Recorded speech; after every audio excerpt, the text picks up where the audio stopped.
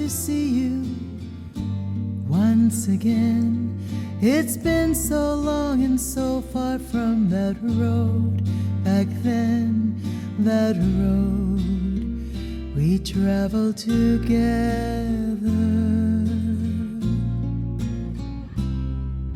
You have been always in my thoughts, my heart fills to the brim.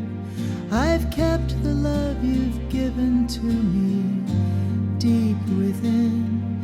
It's carried me through all my joys and all of my sorrows. You don't know, my memories of you have kept me sane.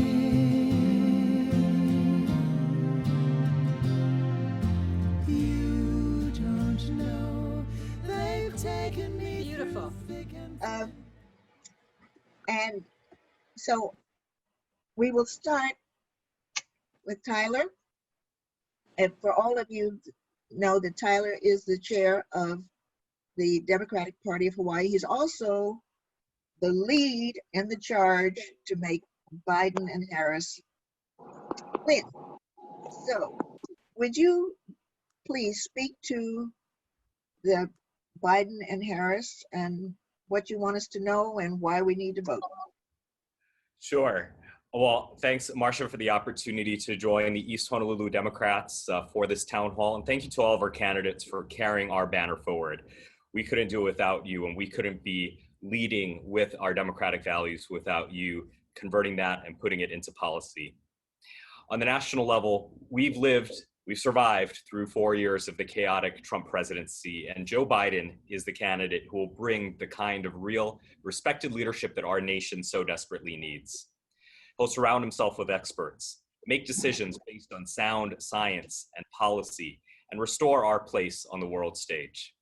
While Donald Trump has sought to divide Americans by race, class, and political beliefs, Joe Biden has pledged to be a president for all Americans. That means you, that means me, that means our neighbors, and everyone in our families. You know, even though we're staying at home right now during this pandemic, think about all the people that you encounter on a daily basis. The cashier at the grocery store, for example. Joe Biden will raise her wage to a minimum of $15. I went to the post office. Joe Biden will restore the cuts that were made under the current Postmaster General and stop the efforts to privatize our postal service. Think about the important people. Postmaster General cuts were done under the Obama administration. They deserve a president who cares about them.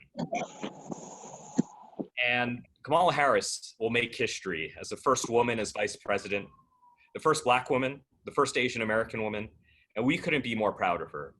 Her lived experiences will add to how she approaches governing. And with Joe Biden by her side, she too will be a leader for all Americans and a leader that cares about all of us. But Joe Biden and Kamala Harris can't do it alone, and they need all of us to do our part. And so we here in Hawaii, even though we're thousands of miles away from the nearest swing state, we can do our part by going to www.hawaiivictory2020.org. That's the site where all of our phone banking and all of our schedule resides. You hungry yet? That's where you can sign up to participate and help to make a difference in these swing states. Our team's been busy. I was going through the results from the past week. We've called into about a dozen different states, and it's kind of interesting. If you join the morning phone banks, you'll probably be connected with voters in places like Georgia, where it's really a neck and neck race, places like North Carolina or Maine, where our Senate candidates are in the lead, and that's really exciting. And as the day progresses, if you join our midday and afternoon calls, you'll be connected probably with voters in Arizona and Colorado and Nevada and Montana. And everyone's thrilled, by the way, to get a phone call from Hawaii.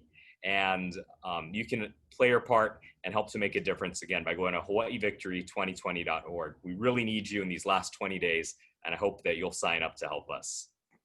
Thank you. Thank you, Tyler. Congressman Ed Case.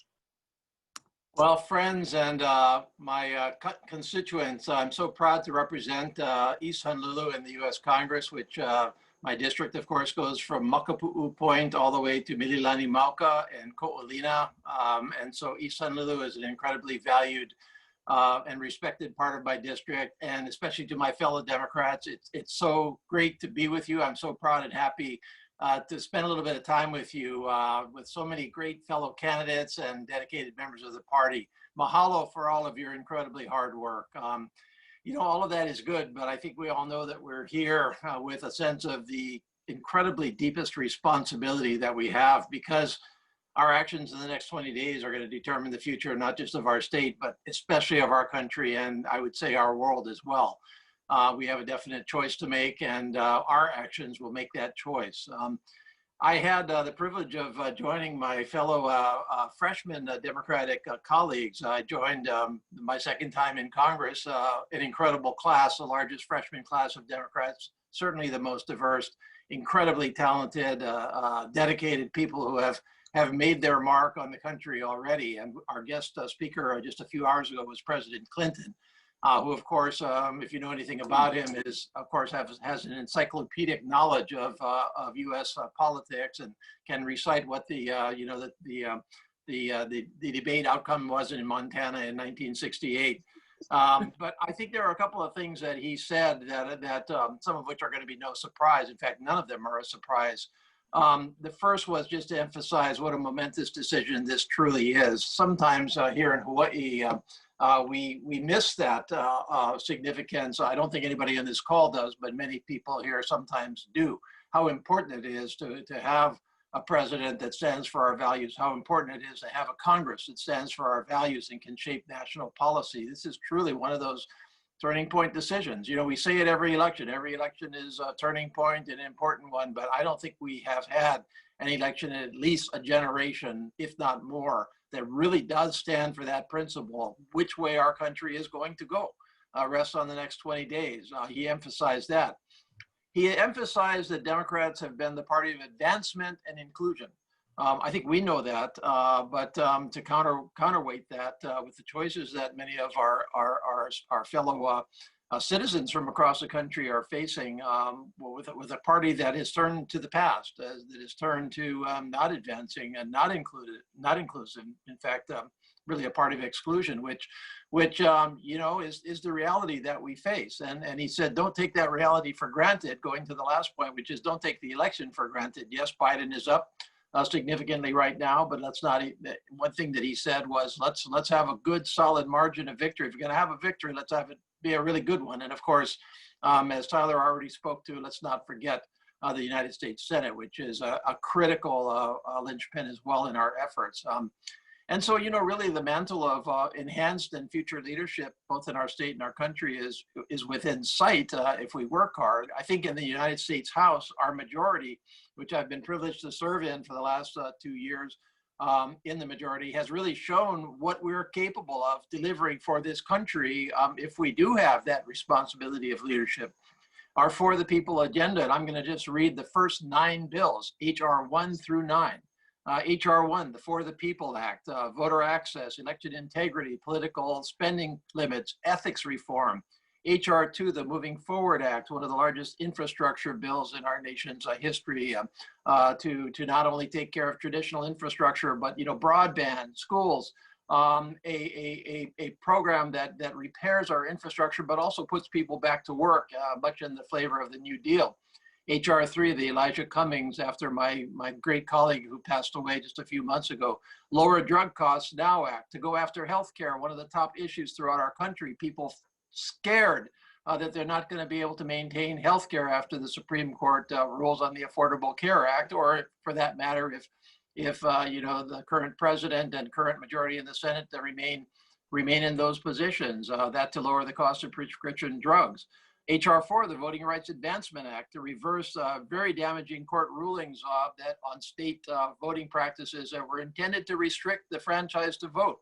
HR 5, the Equality Act, finally, federally no discrimination based on gender orientation or sexual orientation or gender identity. HR 6, the American Dream and Promise Act, a path for dreamers in our country. HR 7, the Paycheck Fairness Act, equal pay for equal work, finally. HR 8, the Background Checks Act, responsible firearms legislation to take care of a national tragedy. HR 9, the Climate Action Now Act, to return us to the Paris Agreement and join us again with the rest of the world to combat the existential threat of our generation. And that's before we even get to some of the other initiatives that we have passed out of the United States House of Representatives, the minimum wage that Tyler spoke to take it up to $15, the George Floyd Justice and Policing Act, the End Citizens United Act.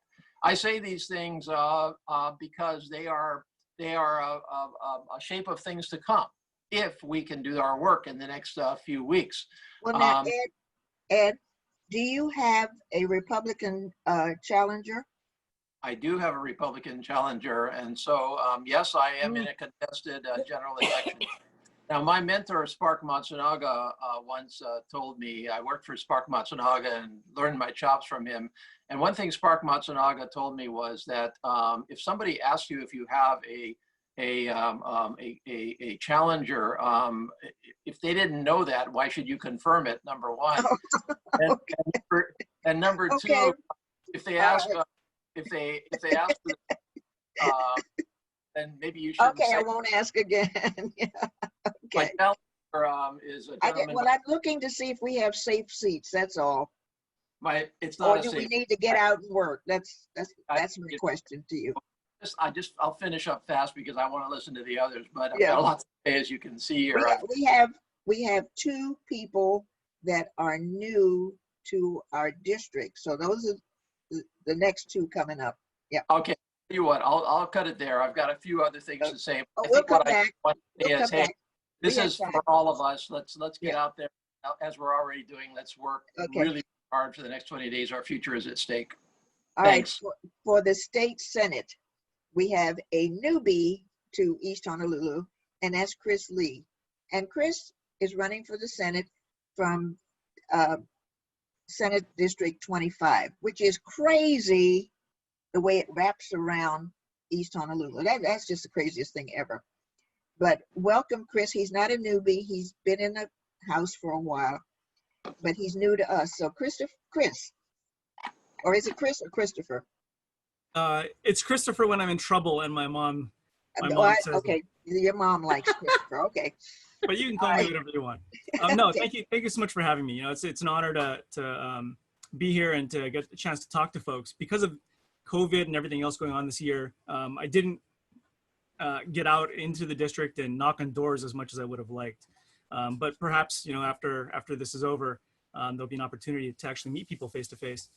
But, you know, I think for all the things that Congressman Case was talking about, obviously critical issues, ensuring our elections process is fair and transparent and democratic for all, and all these other things are critically important.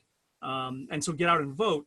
But at the same token, once we get beyond that and beyond, I think, the focus on who's going to be president and what's happening in DC, there's still a huge amount of work that happens. And arguably, I'd say probably, you know, the majority of the things that affect people on a day-to-day basis. You know, what kind of roads do you have? What does your education look like? What does healthcare look like?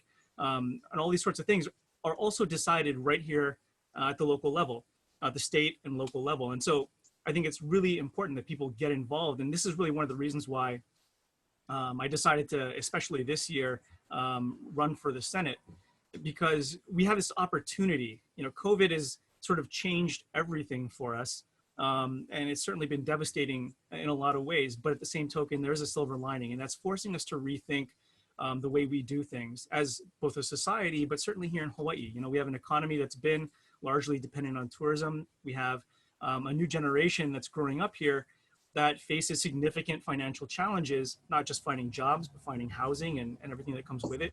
So how do we rethink our economy, our structure of society here, so that we can actually provide for folks and people can themselves forge their own paths in the 21st century here in a way that lets them raise their families in Hawaii, just as, you know, we were all raised. And that's something that I think these next 2 years, like literal next 2 years coming out of COVID and recovering from that will give us the opportunity to do. And the decisions that we make are going to have not just a couple of years of impact, but perhaps decades. So this is really our opportunity, I think, to move towards sustainable agriculture and clean energy and the jobs that creates right here in the islands.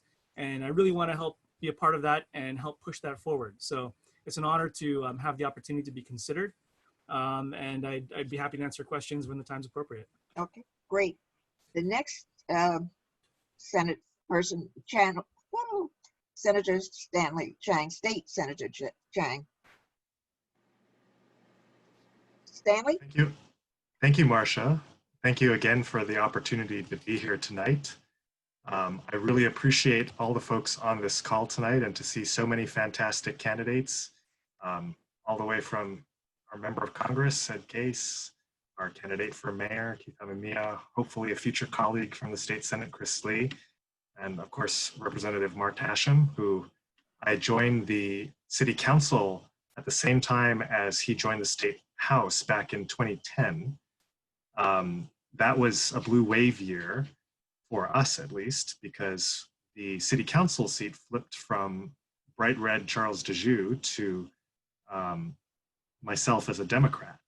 And I think that was only possible because of the organizing and the hard work that was put into converting this district, which many people thought was the reddest district in the state for many decades, by all of the volunteers and all of the leaders in the Democratic Party on this call.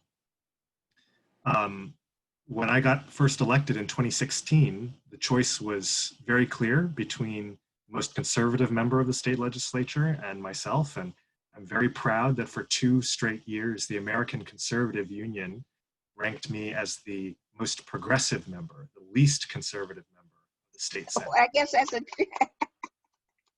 So we're hoping to continue that legacy. We are up again in another contested race against the same gentleman that we defeated back in 2016. And we have a lot more work to do. Chris just mentioned economic opportunities after the pandemic. And as you folks may know, I've been working hard on the housing shortage, ending it once and for all.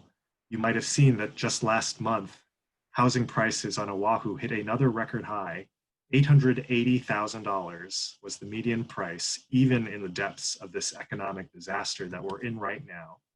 It shows that latent demand for housing is enormous, and that's why I think it's more important than ever to ensure that all residents of Hawaii have access to an affordable, locally owned home for all, or Aloha Homes, the proposal that we've been fighting for the last 2 years as housing chair.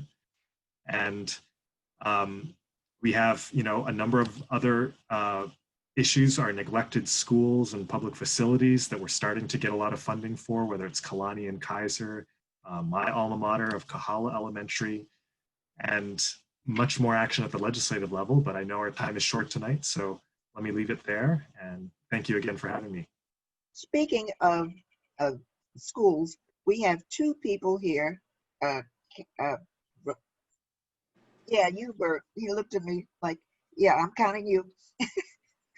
That are running for re-election to the House. So, Bert, hi. You can unmute. There you are. How are you? Good. Yep, I'm running again for the House. This would be my, let's see, 5th term since I re-entered the House in 2012. I have 2 opponents, a nonpartisan who is more or less a libertarian, and secondly, a guy from the American Shopping Party. This is the only candidate running in the state legislature from that party, American Shopping Party. Beyond that, I think that we have the odd situation of a relatively quiet election within the district, given the lack of face-to-face encounters. So that's really weird. We have people who will actually defer a meeting face-to-face and ask that you do a phone call, that kind of thing. So it's been a different election, and I hope that we all here in this Zoom meeting get reelected and, you know, get on with the business of doing some good for the community. Thank you, Bert. You're such a sweetheart. Mark? Unmute, Mark. Hashem. Hey, there we you are. go. Thank you. I want to just start off by saying thank you for everybody for supporting me.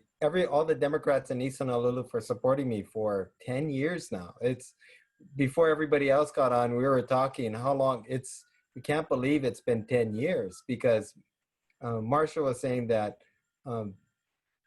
it's been, we've been together longer than Noah's been alive. Yes. Noah was on the way Right? when we started campaigning for you, and now he's 10. Yeah. And I vividly remember Senator Chang and we started our political career at the same time in 2010. And I remember sign waving at the corner of Kalani High School. And we both sign waved there so much that I got to know Stanley's mother really well because she was always there too, right? And now fast forward, like you said, 10 years. I can't believe it's been 10 years. I mean, right? Stanley, no, I had conversation with Stanley the other day. He was saying, I can't believe he's aging out of the young Democrats. So Yeah. time just flies by. And Yeah. I just want to say thank you guys all for all the years of just support. And I will yield my time to the next mayor. Okay. Well, we want to, now everybody unmute. Everybody unmute.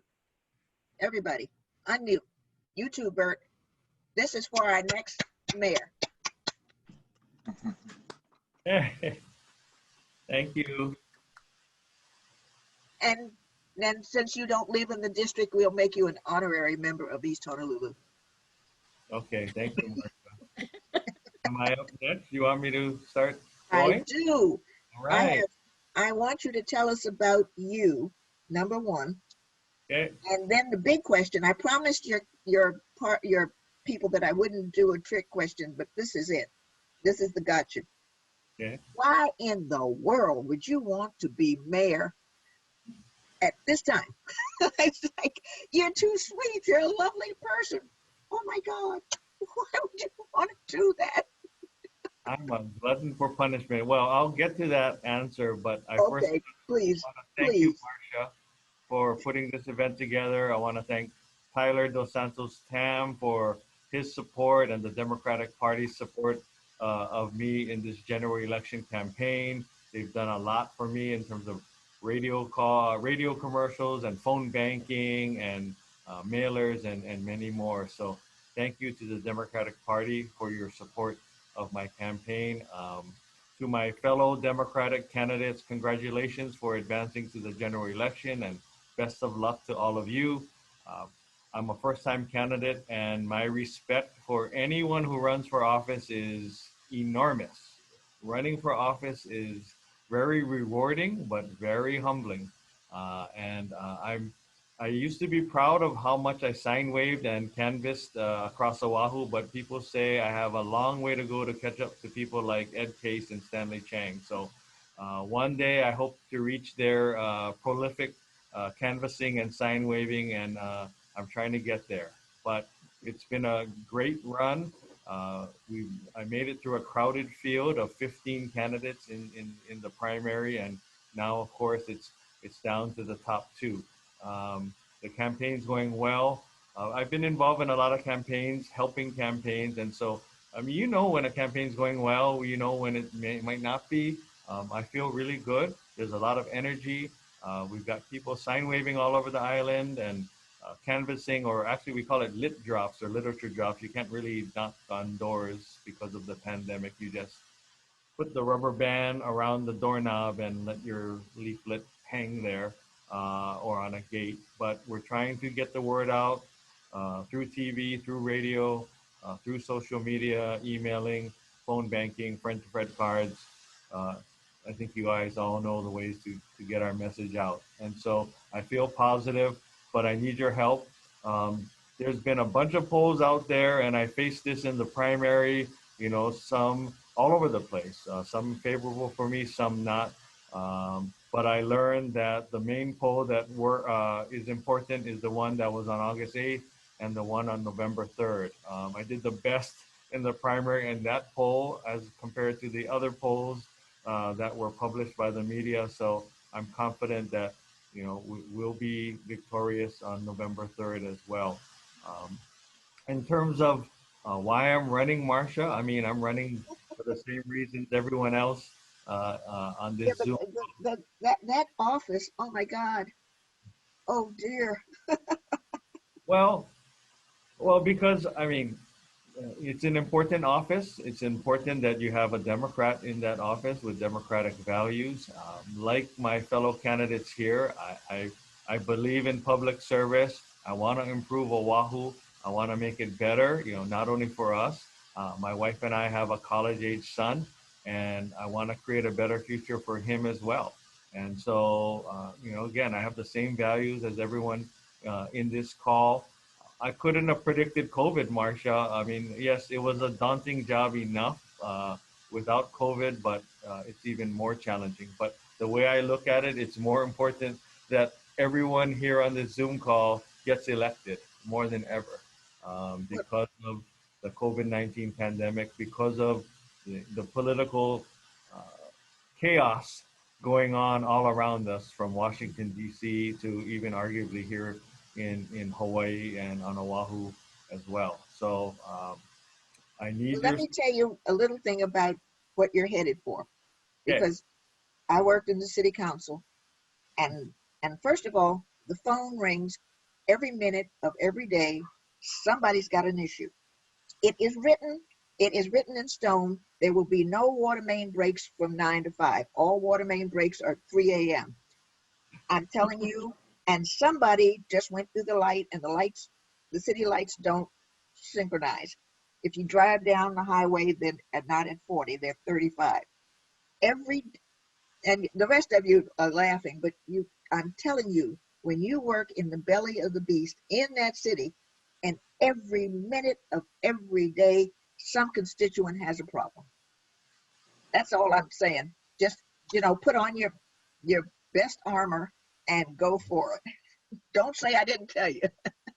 Okay, well, I appreciate that. And before I forget, you know, I grew up in Hawaii Kai and Kuli'o'o, so I have a lot of So you're okay. East Good. Honolulu. So I'm very familiar with your area because I grew up there, and I still have a lot of family and friends who live in that area that I visit. Well, not as much now with COVID-19, but I try to visit when I can. So I do have roots over there and a lot of fondness and aloha for that region. But anyway, in terms of the campaign or getting back to why I'm running and whatnot, you know, people ask why I mentioned the fact I'm a Democrat. There's several reasons. First and foremost, I believe in the Democratic Party's ideals. That's what I live by. That's why I'm running. It's the basis of why I'm running for all the reasons you're running: equality, ensuring a living wage, uh, increasing affordable housing. I mean, fighting for working class families and making or trying to make their lives better.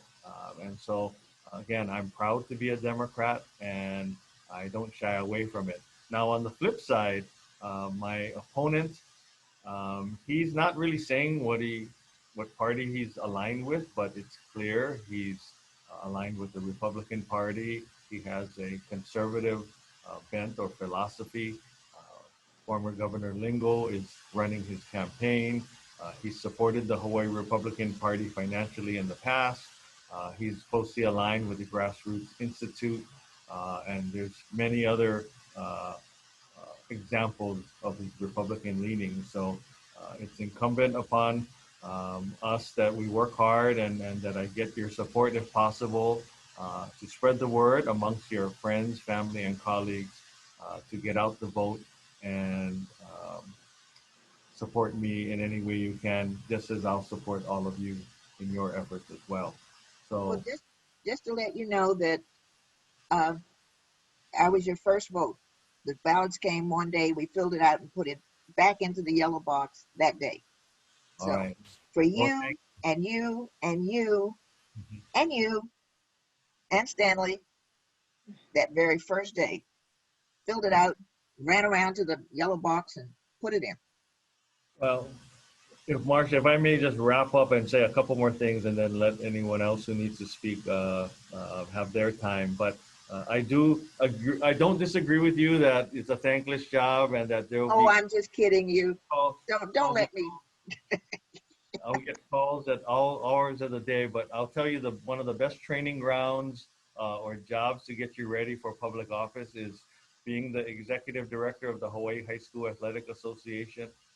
There's controversies and problems occurring all the time, 24/7. And there's very passionate people. There's probably no more irrational person than a parent of a high school student athlete, in my opinion. And so Yes, I deal that's with true. them. I'm For pretty well sure. equipped to deal with all the problems. I mean, one day I'm dealing with a problem with Hawaii Prep Academy. Next one, Nanakuli High School, and the list goes on and on.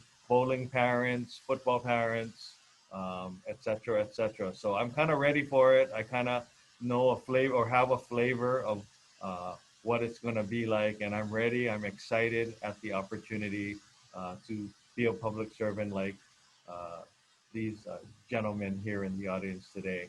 I guess the final point I'll make is, this election is going to be close. And so I need everyone's support. I humbly ask for your support and to get the word out and do whatever we can to bring home a victory on November 3rd. But thank Well, you, Marcia, thank for the you. opportunity. Again, congratulations to my fellow Democratic colleagues, and good luck in your races. I have the utmost respect, as I said earlier, for all of you for doing this many times over in most cases. One election is, again, Yeah. it's, Now, it's a meat grinder, but I knew that going in, and I'm looking forward to finishing strong for the next 20 days or so. So thanks, Marcia. thank you. Now we have Blair. Blair,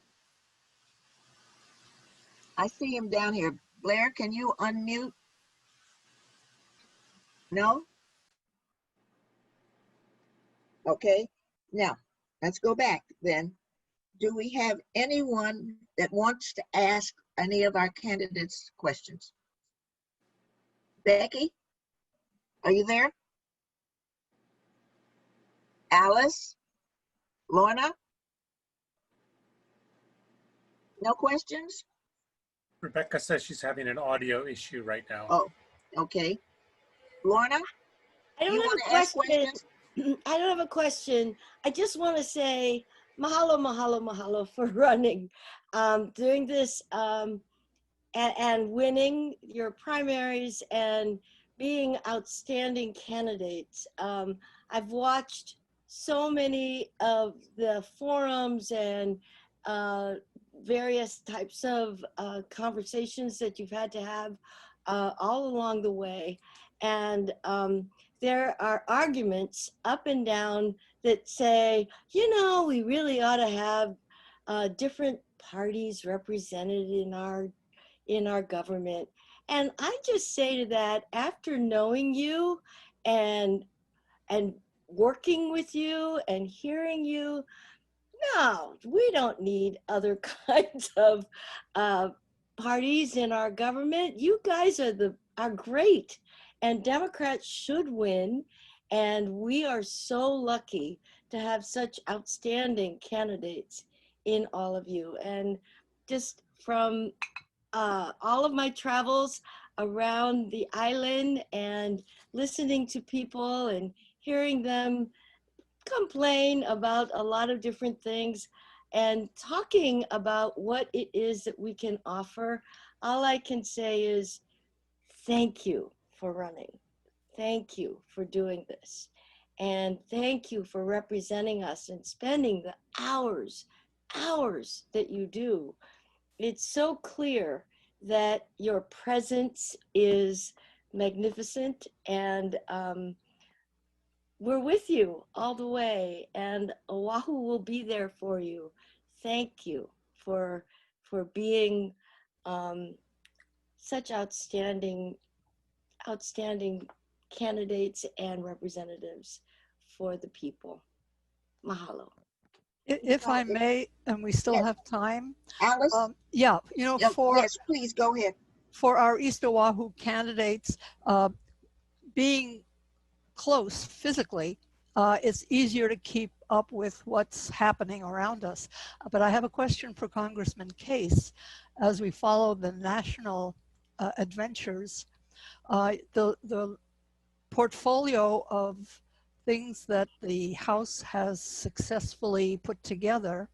Now, if I'm not mistaken, the lifespan of a bill that passes the House has about 2 years in which it could be adopted because it's being stymied in the Senate.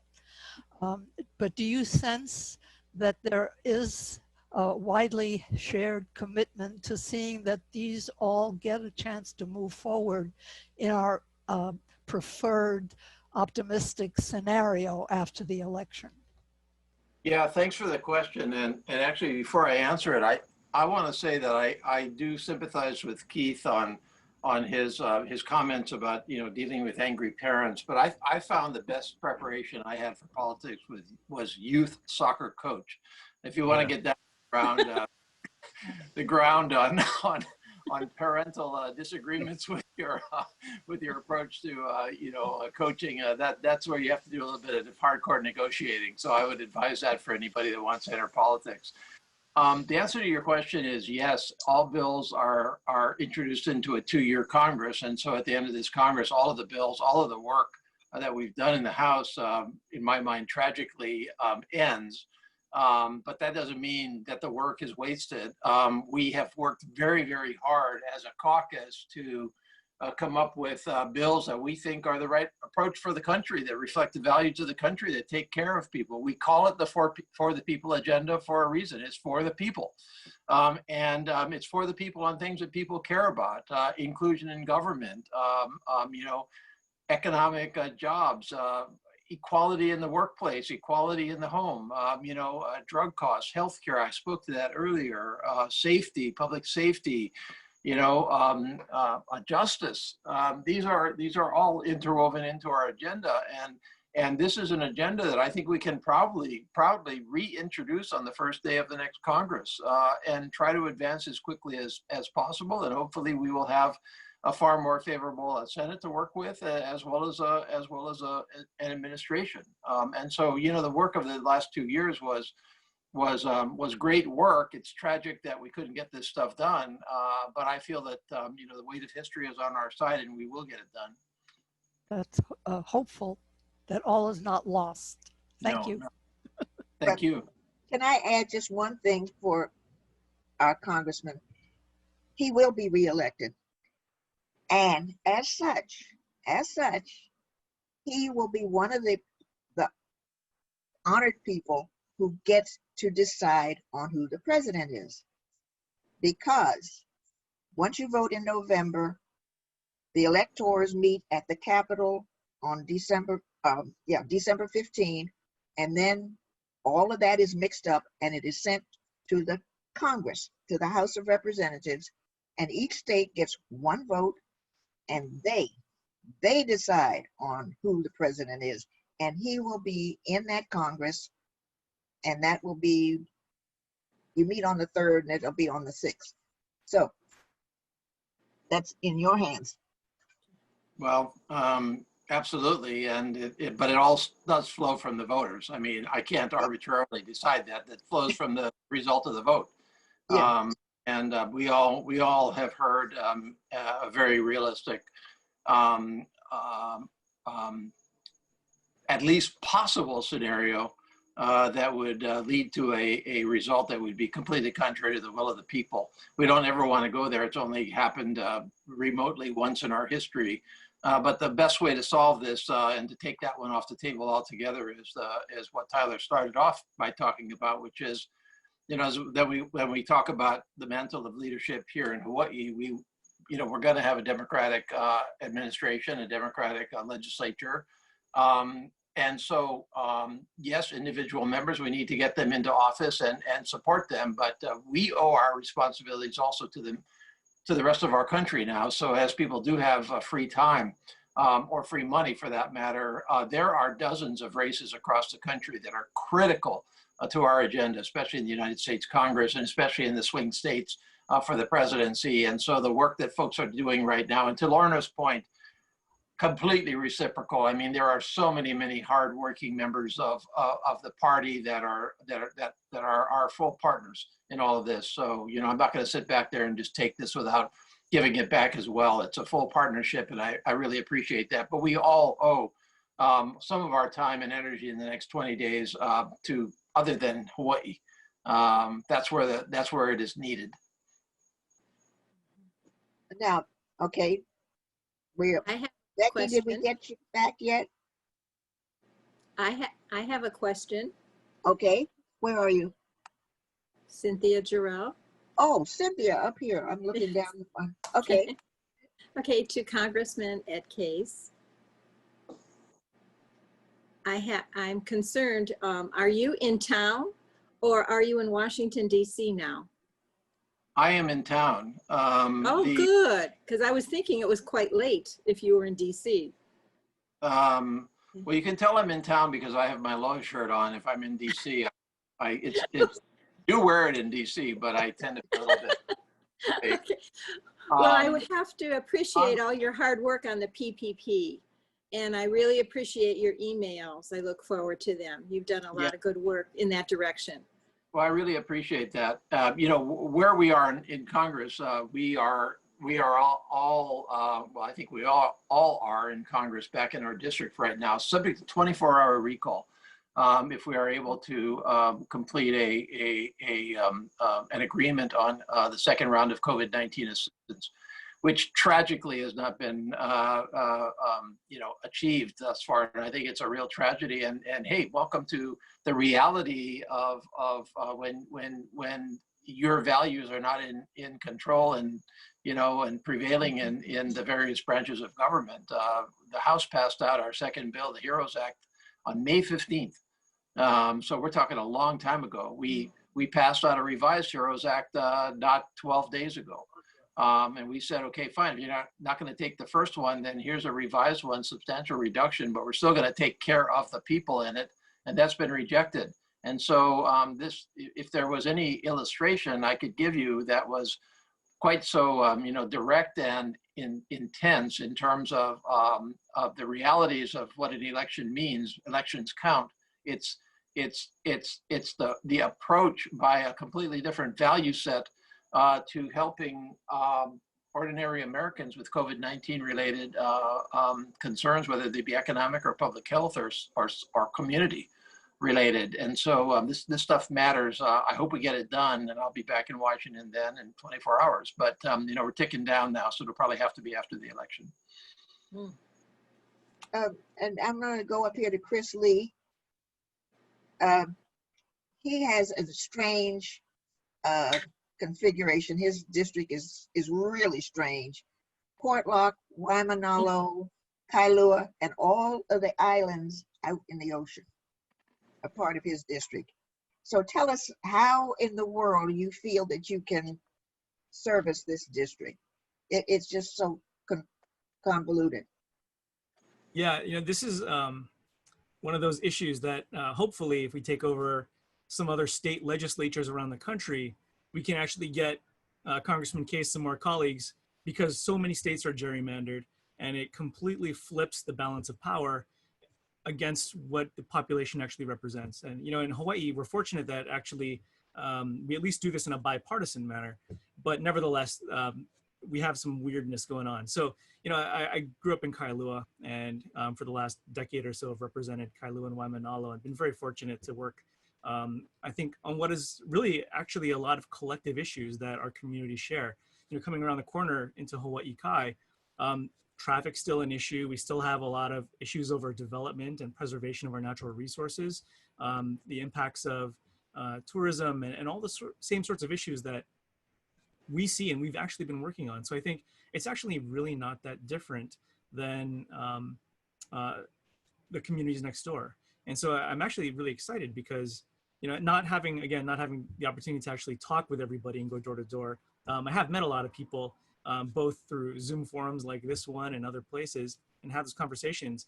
And unlike, I think, what a lot of people might expect of Hawaii Kai, there's a huge number of people who are out there who are hardworking, trying to make ends meet for their families, but who want to get involved in things. And this is an opportunity, I think, that COVID and coming out of it really offers. We can do things a little bit differently, and we can engage our population. I think as elected leaders, that all of us and those running campaigns right now are trying to engage as many people as possible and get them involved, because the work doesn't end on November 3rd. The work continues for the next few years, through the next election. And that's really what's most exciting, because Hawaii Kai is one of those, and East Honolulu really is one of those areas that is more engaged than many other communities. So we have a lot of opportunity here to tap, and I'm excited just to have those conversations and be part of it. Well, speaking of engaged, most of us, 1, 2, 3, 4, 5, 6 on this have been together since what, 1982, 88, something like that. So yeah, we're together. Now, is Aaron, is Chris in your district? No. What is that? Your House District 17, right? Yes. Does he run through that? I don't know, Chris. District? You run through part of House District 17. Is that correct? Yeah, so. There's a good portion of it. Becky's in the district. Becky's, yeah. But yeah, it's Portlock and sort of the area around Cocoa Head and up to the front door of Kalama Valley and around to Waimanalo. So that's not yours, huh, Aaron? That's no, not I'm in Stanley's district, Senate district. Stanley. Okay. Yeah. You can't have him, Chris. Huh? No, What'd there's you a say? census going on right now, so we'll see where that line falls next time. That's right. Well, that's okay, because I said I want to be on the reapportionment committee, because every 10 years we hear Kauapa Isle get left out. They look at the map and say, oh, there's people there. And then one year we're over here, and one year, well, you know that, Aaron. One year we're here, and one year we're here. So we're treated like stepchildren. But we both District 17 and 18 want Kauapa Isle because we know you're there. I know. The worker bees, yeah. But seriously, and then Hawaii Kai Drive, on one side of the street is one district, and one side of the street is another. And so, yes, I want to be on the reapportionment committee. So, Becky, you've been very quiet.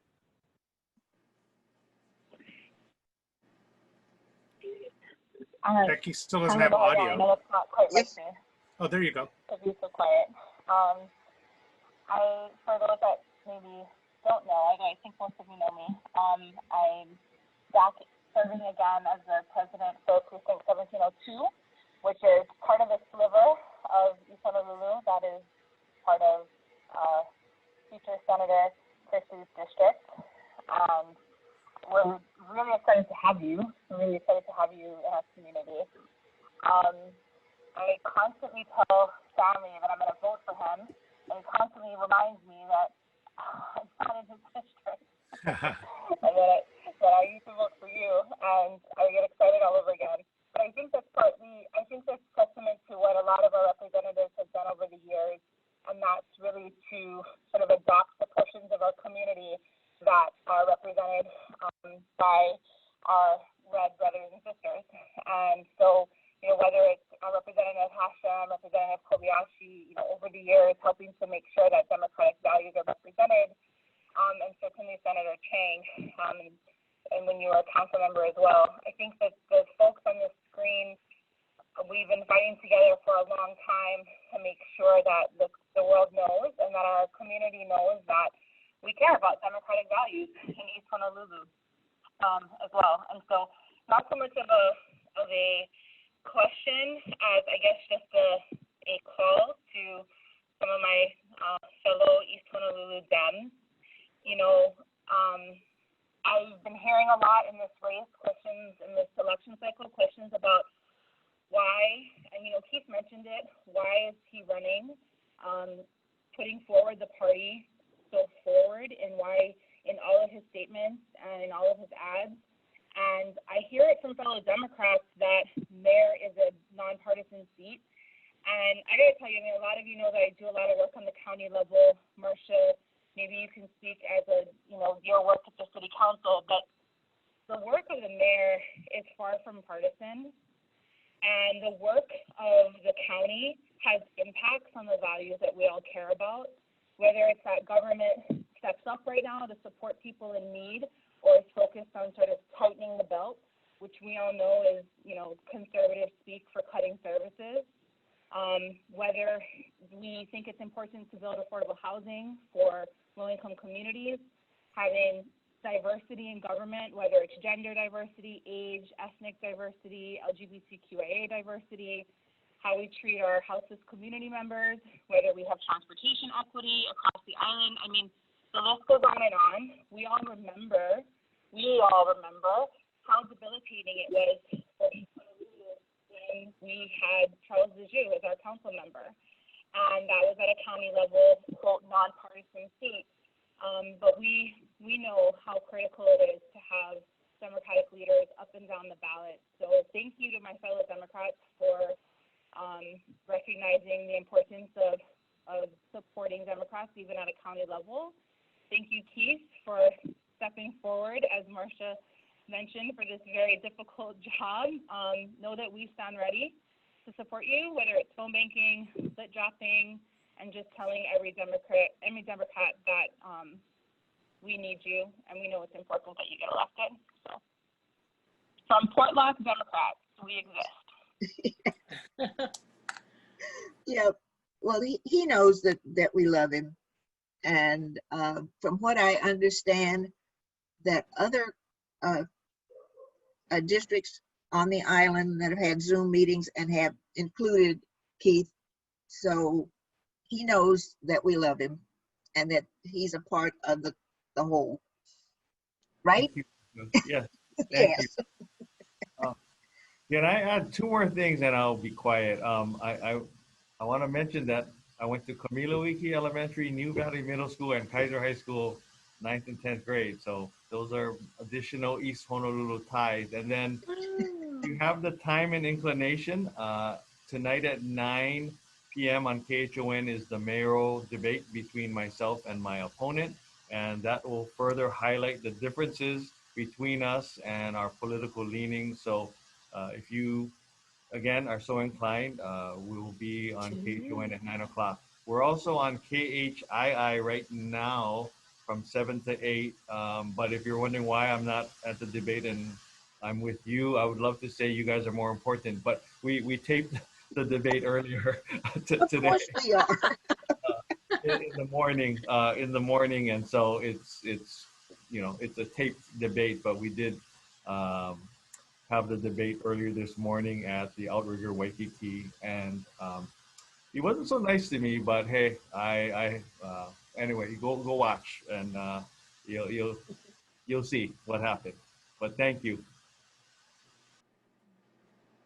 Bert, did you want to say something? You raised your hand, Bert.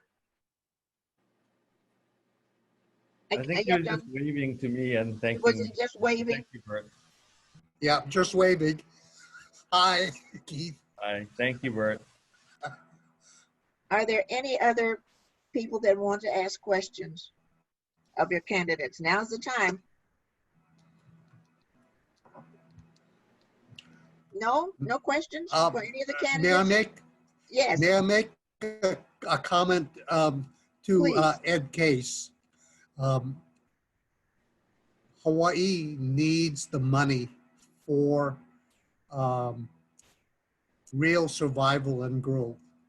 So money from the next Congress would be appreciated as soon as possible before we get into the bloody, messy budget cutting that will otherwise have to take place if we don't get federal stimulus money early next year. Well, thank you. Thanks so much for that. You know, one thing I do want to say, well, I've got, 30 seconds. I want to say that we all depend on each other for partnerships across governments. It's not that I, get elected, this year and disappear and say goodbye to everybody and go up to Washington and I'll be taking care of things there and, disappear from view. That's not the way it works. It has to work where there's a constant interchange between the federal representation and the state and county representation and community leaders, nonprofits, et cetera, across the board. And that's the only way this really works well. And the members of the delegation, and Hawaii's had a fantastic congressional delegation, largely since statehood, and that's been a pattern throughout. So I appreciate the partnership with my colleagues. That's the only way I can do it. In terms of the stimulus money, I absolutely understand that. I spoke to that earlier. The CARES Act was absolutely essential to Hawaii, to just getting us through a survival stage. And, of course, we're still in that stage. But, when you look back at March, April, May, June, which is when the CARES Act money came in, we steered somewhere in the range of the delegation, somewhere in the range of about $9 billion into Hawaii, whether it be, small business PPP, or economic stimulus payments, or unemployment insurance, or medical providers, or PPE, or any number of things. That was absolutely critical, and it is still critical. And so, thus my comments earlier about how I just can't believe that there are actually leaders in Washington D.C. who don't believe that there should be any further stimulus to the country. We're talking about no further stimulus to the country. I don't know what planet they're living on. Speaking of the background of your background there, but it's it just kind of leads to. So anyway, I completely understand that. We're trying to get that stimulus money to Hawaii, back into Hawaii, state and local governments. I mentioned 1.25 billion the first time around, and much more needed. So I get that completely, and I appreciate your making sure that I know that. I want to just tell you that I do know that, and we're working as hard as we can to make that happen.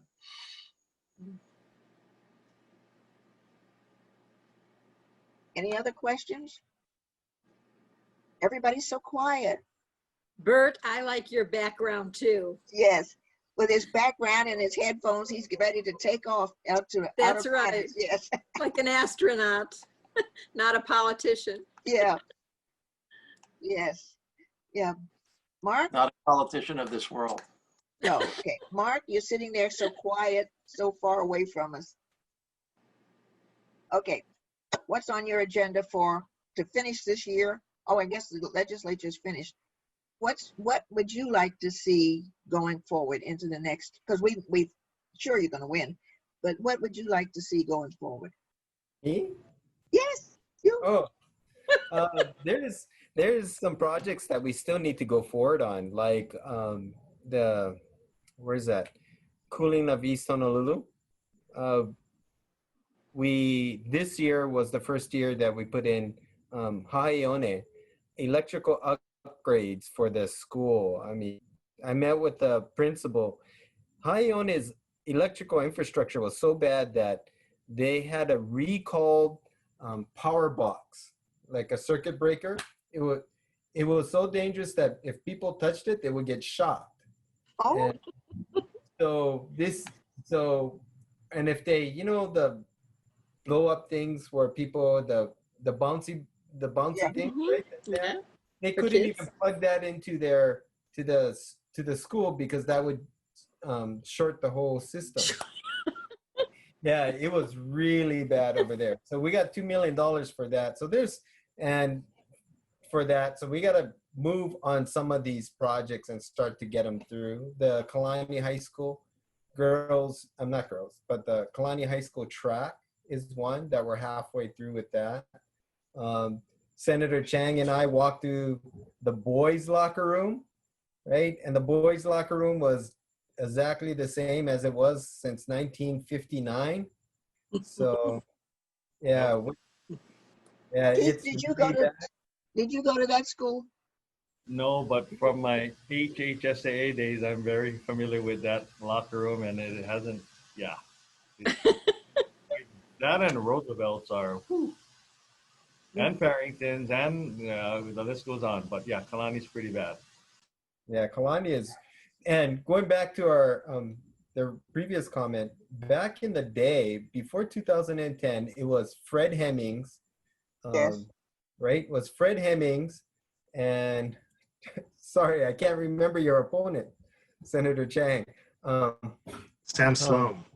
Sam. Oh yeah, Sam Sloan, Gene Ward, Bertha Leong, Barbara Maramoto represented all of East Honolulu. All of this, yes. Nothing I came. remember. Nothing came to this area for 20 years. It was really bad, right? So, yeah. Anyways, I yield my time. No, we had to work hard. At least poor Bertha finally passed, but she was ready to leave. She told me she had had enough. Yeah. But yes, we were solid Republicans, yes. Yeah, from my understanding, a lot of the gerrymandering happened was to keep all the Republicans apart. So, like just for my district, Barbara Maramoto lived in Wailaiki and Bertha Leong lived in Ainahaina. So to keep them from running against each other, they had to really gerrymander district, House District 18.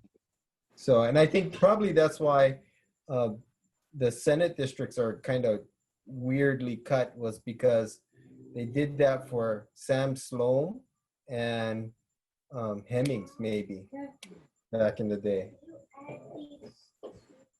Yeah, and before that, it was Buddy Suarez, if anybody's old enough to remember Buddy. You are. Hello? He's a Republican, and he would wear his T-shirt and said, everybody's got to have a buddy. That was his way of campaigning. Oh. So everybody's got to have a buddy. Yeah. So speaking of Republicans in East Honolulu, there is one left, Gene Ward. And I don't know if Keith Kogachi, his opponent, is with us tonight. But Well, we invited Keith, and he's been with us, but I don't know what happened. But we invited him. We never leave him out, no. I think he has a real shot. I think there's vulnerability there. I used to think that Gene Ward was totally invincible, but he hasn't had an opponent since 2014, or a strong opponent, I should say. Strong opponent, yeah. Strong opponent. And I didn't know Keith Kogachi before, I think, seeing him on your previous rally during the primary, Marcia. But, he's been out sign waving. I've seen him out sign waving. Well, he told us he was going door to door. That may be. We were kind of scared, but he said that's what he was doing. Yeah. He's raised some money. He hasn't raised zero. And I really think that there is a realistic shot that Gene Ward finally gets forced into retirement in 2020. His numbers, Lorna and I talked about this, his numbers at the primary looked really promising, and they were better than Gene Ward's numbers. So I see more signs. I see more signs in 17 for him than for Gene Ward. Where I live, at least. Yeah. I don't know who it was told me that Gene is out there on the bridge at 6 o'clock in the morning. He staked out his position out there on the bridge. Took my spot this morning. Was he there? Yeah. Yeah.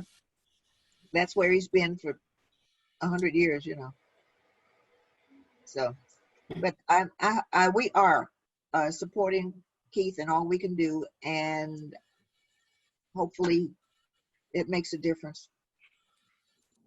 Yeah, because he's a nice guy. The other Keith. You too. They both are. Yeah, you too. Yeah, I so want to see you win. We really do. So. Marcia, we're over time a bit. We're over time? Okay. Yeah. Okay. Oh, well, it's been a pleasure spending this evening with you, as always. And we will be back. One last thing. Ed, I was pushing and pushing and pushing, and I was a partner with the census, because if we got enough people, we could have a CD3. Well, we were up to 98% the last time I checked in responses. So we can have a CD3. I would love it. So a quick comment on that. The tragedy is that the Trump administration wanted to shorten the census. I know. We had extended it at the end of this month given COVID-19, and there was a number of federal court battles, and the Supreme Court ruled yesterday that it was going to hold as the administration wanted to shorten it. And so the last day that anybody can be counted is tomorrow. Yeah, so, but we were up to 98% last couple of weeks ago. No, well, technically yes, but the 99% consists of 63% self-response, right, which is far more accurate and far the preferred way to do this. The rest Yes. of it is census takers who have worked very, very, very hard, but they also do some assumptions and some interpolations, and the concern there is that when they do so, they miss accurately counting whole communities, especially those that are a little bit more off the grid than other communities. And so a self-response is far and away the better way to do this. So people still have time to self-respond, even though we are close to 100% from the census perspective. It's half of it is, or I'm sorry, a third of it is their method, not people actually saying what's actually happening. Well, Hawaii did the one thing that nobody else doing the census, and they interpreted all of the flyers in Pidgin. So nobody else did that. So if you had trouble with the language, it's in Pidgin. And anyway, 2020 census.gov. If anybody else responded yet, and it's, we need a full count. I mean, my job is so much better when we have an accurate count up in Washington. Yes, on census stuff in Washington. The CARES Act COVID funding relied on the census data from 2010, and a lot of that was not accurate, and it showed through it. So And in Arizona, I think it was Arizona, the native people in 2010 were counted as other and not given a name. So when the pandemic broke out, they had no hospitals, they had no help, no nothing, because they were other and treated as if they were just in the city rather than on the plantation. Yeah, I mean it's reservation. perfect example. Yep. So okay, well, thank you all for coming. And after the election, we'll do this again. We'll have a celebration. Thank you. So, thank you. Because everybody here will win. Everybody's going to win. So we know that. Thanks, everybody. Thanks, everybody, for coming. It's been fun, and everybody had a sense of humor. Yeah, we love having you. Yeah. And welcome, Keith, to East Honolulu. Oh, welcome back. Welcome back. Thank you. Good night. And Martha and Aaron, thanks for all your efforts. Aloha. Aloha. Can we play Hawaii Aloha for those that are left? Aaron? Aaron, can we play Hawaii Aloha for those that are left?